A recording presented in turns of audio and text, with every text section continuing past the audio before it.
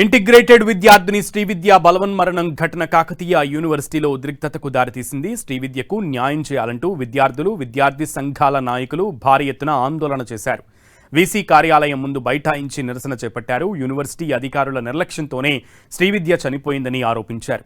VC ఛాంబర్లోకి చొచ్చుకెళ్లేందుకు ప్రయత్నించగా పోలీసులు అడ్డుకున్నారు.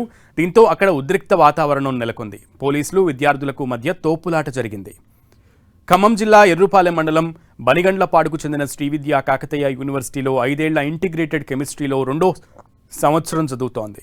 ఈ క్రమంలోనే పద్మాక్షి హాస్టల్ బి బ్లాక్లో ఉంటున్న సమయంలో కొందరు సీనియర్ విద్యార్థులతో శ్రీవిద్యకు వివాదం తలెత్తింది.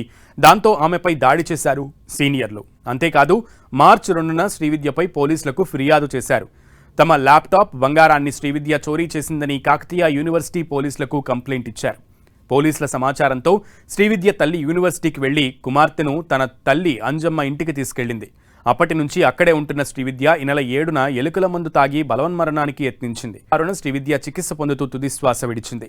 ఈ ఘటనపై మధిర పోలీసులకు శ్రీవిద్య తల్లిదండ్రులు ఫిర్యాదు చేశారు.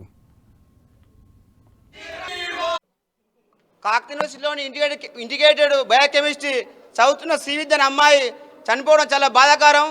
ఏదైతే ఈ యొక్క ఆమె ఆత్మహత్య చేసుకోవడం కారణం ఏదైతే ఈరోజు యూనివర్సిటీ అధికారుల నిర్లక్ష్యం మూలంగానే ఆమె ఆత్మహత్య చేసుకోవడం జరిగింది. ఏదైతే గత 2 నెలలుగా ఆమె పైన ర్యాగింగ్ భూతం వెంటాడుతూ ఉన్నది.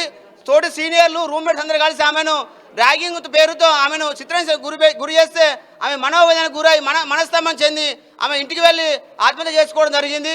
ఏదైతే ఇది ముమ్మాటికి యూనివర్సిటీ అధికారుల హత్య, ఇది యూనివర్సిటీ అధికారుల నిర్లక్ష్యం మూలంగానే శ్రీవిద్య అమ్మాయి ఈరోజు చనిపోవడం జరిగింది. ఏదైతే యూనివర్సిటీ అధికారులు 2 నెలల నుంచి మేము చెప్తున్నా కూడా ఈ ర్యాగింగ్ భూతం అరికట్టలేకపోతా ఉన్నారు. ర్యాగింగ్కు కంప్లీట్ కూడా వేస్తలేరు. ఏ సమస్య వచ్చినా కూడా కొట్టుకున్నా, మిస్ సమస్య వచ్చినా, ఏ సమస్య వచ్చినా కూడా కేవలం వీసీ ప్రతిభరెడ్డి సార్ కానీ, రిజిస్టర్ కానీ కమిటీల పేరుతోని కాలాపనిస్తున్నది తప్ప దేనికి పరిష్కారం చూపడం లేదు.